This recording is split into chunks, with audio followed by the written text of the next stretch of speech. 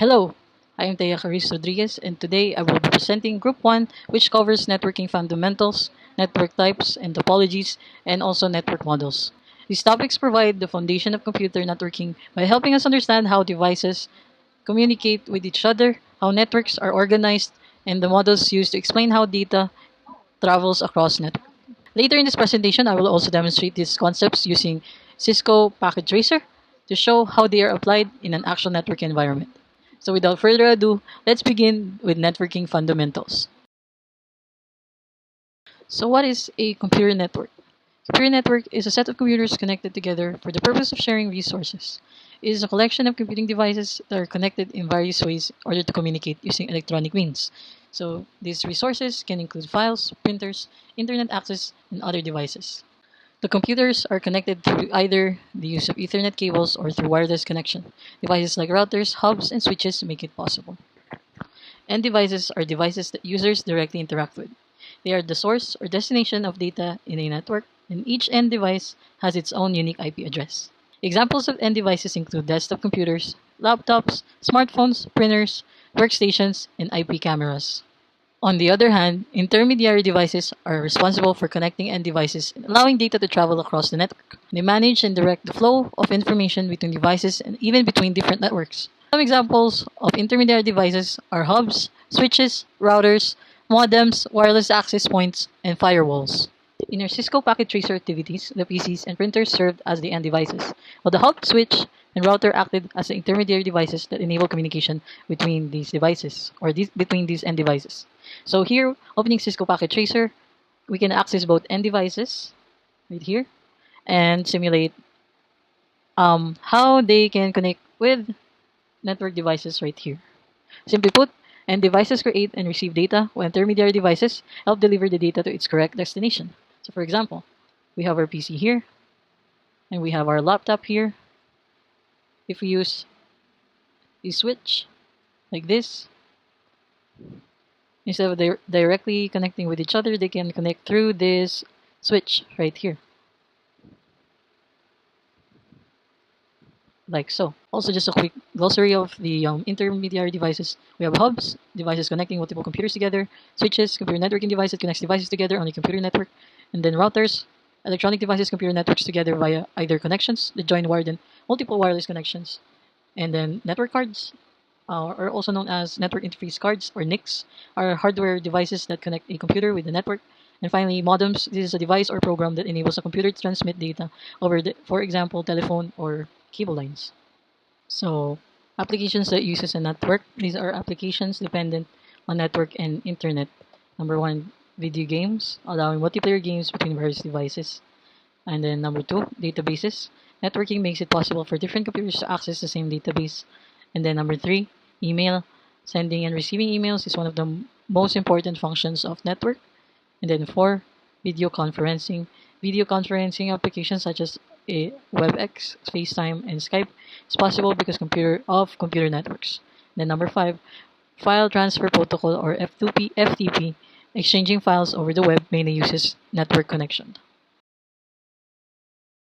Network types and topologies describe how computer networks are classified and how they are physically or logically arranged. Network types refer to the size or coverage of a network, such as local area network or LAN, metropolitan area network, MAN, and wide area network, WAN. Local area network is an individual network that usually spans a single geographical area, providing services and applications to people within organizational structure, such as a single business, campus, or region. Common LAN devices are switches, hubs, and routers. Wide area network, WAN, a network connection between two or more LAN over a potentially large geographical distance. Often, one particular node on a LAN is set up to serve as a gateway to handle all communication going between the LAN and other networks. Communication between networks is called internetworking. The internet is the best example of one. Metropolitan Area Network, or MAN, usually interconnects a number of LANs using high-capacity backbone technology, such as fiber optical links, and provides uplink services to WANs and the internet. A MAN's coverage can span between cities. Client-server model, the relationship between clients and servers, is known as a client-server model. A network topology design is the arrangement of computers in a network. Understanding network types and topologies help us choose the most suitable network design based on the size, purpose, communication needs of an organization. So our first one is bus topology. Bus topology is a network topology in which every computer and network device is connected to a single cable. Number two, Ring topology. This is a topology that forms a ring as each computer is connected to another computer, the last one connected to the first. Number 3. Star topology. This is a type of topology. All computers are connected to a single hub through a cable. Network protocols and communication protocols are rules that govern communications. It is made up of a group of related protocols that are necessary to communicate via electronic means. The following are some of the commonly used protocols. Number 1. Hypertext Transfer Protocol HTTP is the most common protocol that governs interaction between web server and a web client. HTTP relies on other protocols to govern how the messages are transported between client and server. Number 2. Transmission Control Protocol, or TCP. Transport Protocol handles individual conversations between servers and clients. It is also responsible for controlling the information exchanged between the servers and the clients, such as the size of data, the flow control, how much is sent and received. Number 3. Inter-Network Protocol, or IP. Transfers formatted segment from TCP, encapsulating them into packets, designates the appropriate source, destination addresses, the original source address of host, the final destination address of host. Number 4. Multiple protocols. The message received by host should contain multiple protocols, plus actual data, which the application header, HTTP, may or may not exist. So what are network models? A network model is a set of layers that explains how devices communicate over a network. Protocol model represents the structure of a specific communication protocol. A reference model serves as a guide or standard for designing and understanding network communication. So what are the types of major models in networking? First one is OSI model, or Open System Interconnection. This is a system that breaks down network communication into 7 layers and is widely used reference model in helping us understand how data travels across a network. Second one is TCP IP model, or Transmission Control Protocol, Internet Protocol, also called the Department of Defense, or DoD, is used on the internet and has 4 layers in its model. And what are the layers and functions of an OSI model? So first one is application layer, or the 7th layer. Application layer is the topmost layer of the OSI model. This layer provides a means for the user to interact with the software application. Second layer is the presentation layer, or the 6th layer. This layer provides proper common data that is sent across application layer services.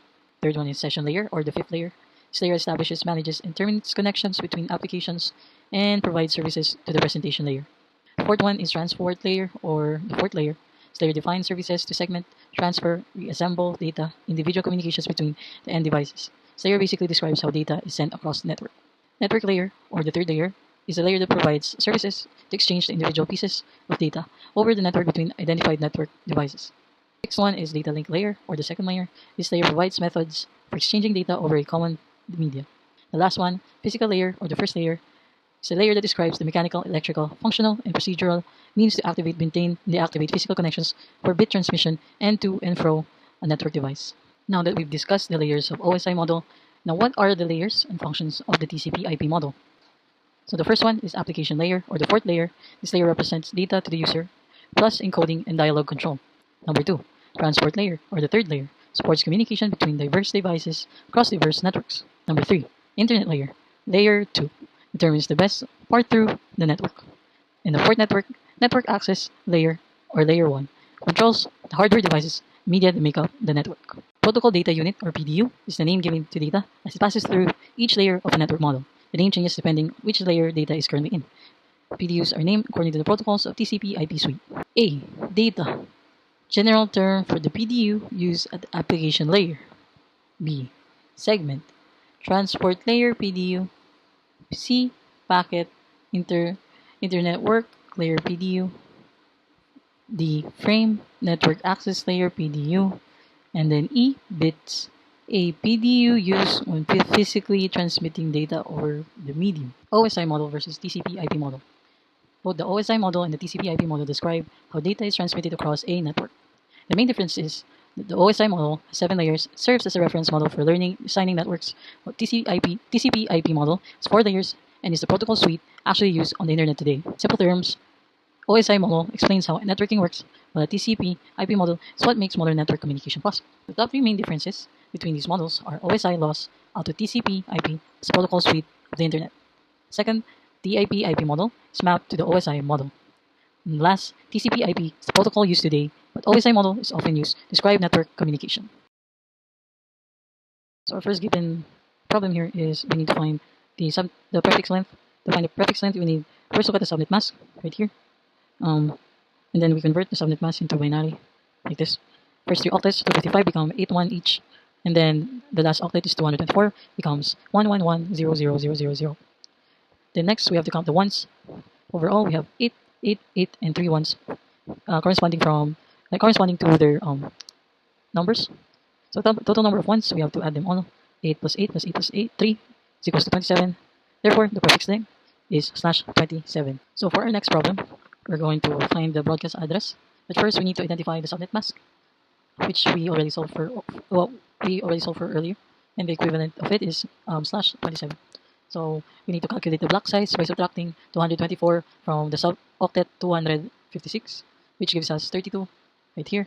This means each subnet contains 32 IP addresses and starts at multiples of 32, such as 0, 32, 64, 96, and so on. Since the given network address is 172.201.25.32, the next subnet starts at 172.201.95.64. The broadcast address is always the last address before the next subnet, so we subtract 1 from 64, which gives us 63. Therefore, the broadcast address is 172.201.95.63. So for number 3, let's go ahead and solve for the subnet mask. Let's use the given prefix, which is /25. The prefix then tells us how many bits are set to 1 in subnet mask. So /25 means there's 25 ones in the binary. That means there are 7 zeros, making the total of 32 bits right here. So to convert our binaries, these ones are easy. So these ones will be converted to 255, while the last octet, we use the binary place values of 128, 64, 32, 16, 8, 4, 2, and 1. Since only the first bit is 1, its value is 128, while the remaining bits are 0. After converting all 4 octets back to decimal, we get 255.255.255 and 128. Therefore, the subnet mask for a /25 network is here on screen.